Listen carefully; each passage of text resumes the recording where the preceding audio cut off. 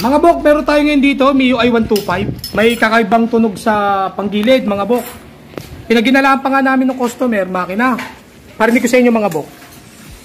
Panda rin natin.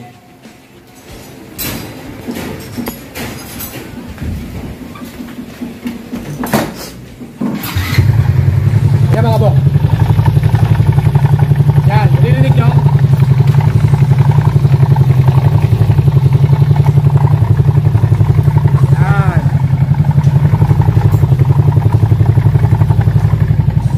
Na natin.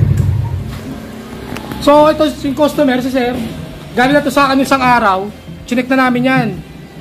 Unang inala namin, kala namin makina, so tinanggal namin yung buong panggilid, pinandar namin, tahimik naman.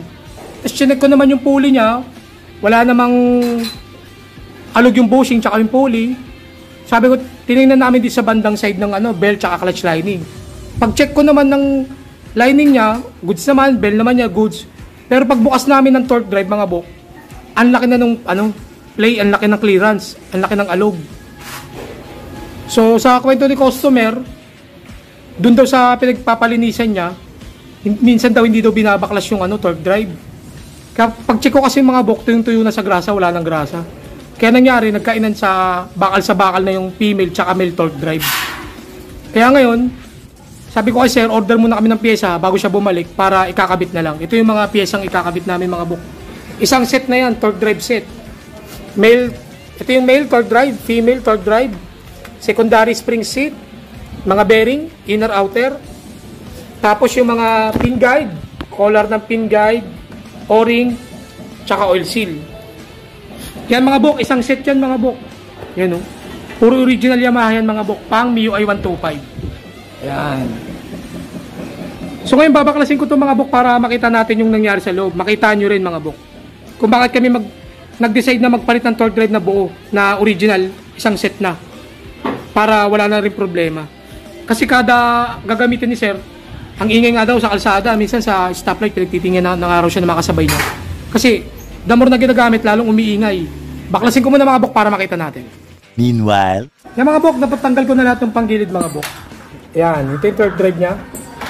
Yan, nagpalit na rin pala siya ng bagong clutch lining. Original Yamaha din. Kasi akala niya yung ingay daw sa lining dahil putpud ng araw. So nung nagpalit siya ng clutch lining, hindi pa rin nawala yung ingay. So ngayon, mga bok, pina-check niya sa atin. Ito nga nakita ko, ito pakita ko sa inyo, mga bok. Ito. Ayan o. Ang laki ng alog. Ito, mga bok. Mainit pa konti.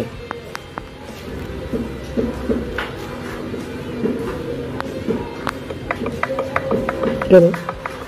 Yun, mga bok, narinig nyo? Tanggalin ko pa itong 39 para mas makita nyo. Palamigin lang natin mga 5 minutes pa kasi medyo mainit-init pa eh. Tapos, habang pinapalamig natin yan, bubuin ko na to para isasalpak na lang din. Yan, mga bok. A few inches later. Yan, mga bok, pakita ko lang sa inyo, dapat ganyan itsura niyan, mga bok. Punong-puno dapat yan ng grasa. Ayan, ito na yung bago, mga bok, ha? Lahat yan bago. Female torque drive, male torque drive, o-ring, oil seal, guide pin, pati yung collar niya, yung mga bearing sa loob, lahat yan brand new. Original Yamaha yan, mga bok. Ayan. Ito na yung luma niya, mga bok. Mamaya papakita ko sa inyo bakit yan namin pinalitan yan. Kasi lalagay ko na itong bagong center seat. Ayan, pakita ko sa inyo, mga bok. Dapat ganyan niyang karami. Ano nangyari kasi kay sir, naubusan na ng grasa. Mamaya pakita ko sa inyo. Ito, mga bok, pakita ko sa inyo. Tawag ka pa eh. Ito yung luma ng torque drive, mga bok. Kita nyo ito. Ito yung mga bok, kaya namin papalitan. Oo, hindi mo magandang alala. Hindi mo magandang alala. Yan, mga bok. Grabe yung alog ng torque drive niya, mga bok. Pakita ko sa inyo, ha. Ayan o. Kaya kita nyo? Yan, ayan o. Laki na nung awang o. Yan.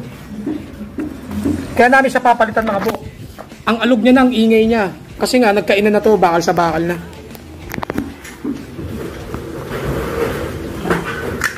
Tama yung nala ko, mga bok. Wala nang grasa, oh. Yun. Di ba? Wala nang grasa mga buk. Nagkainan na. Lumaki na rin tong ano. Ay, naglaglaga na yung mga pino. Kasi lumaki na rin yung butas na itong female torque drive kasi kinain na rin yan. Ay, kaya makikita nyo mga buk. Ito yung pinaisa na, ay no, may awang na rin siya. Hindi na siya fit. Ayan. Kaya palit torque drive na kami mga buk.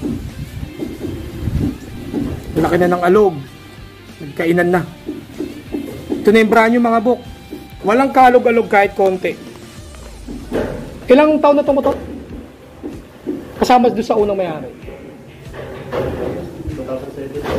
2017. Oh, mga buk, 2017 model nga pala to. First time papalitan ng torque drive. Not bad na rin, 8 years na. Ito na yung bago mga buk. Kita nyo, walang play yan. Oh.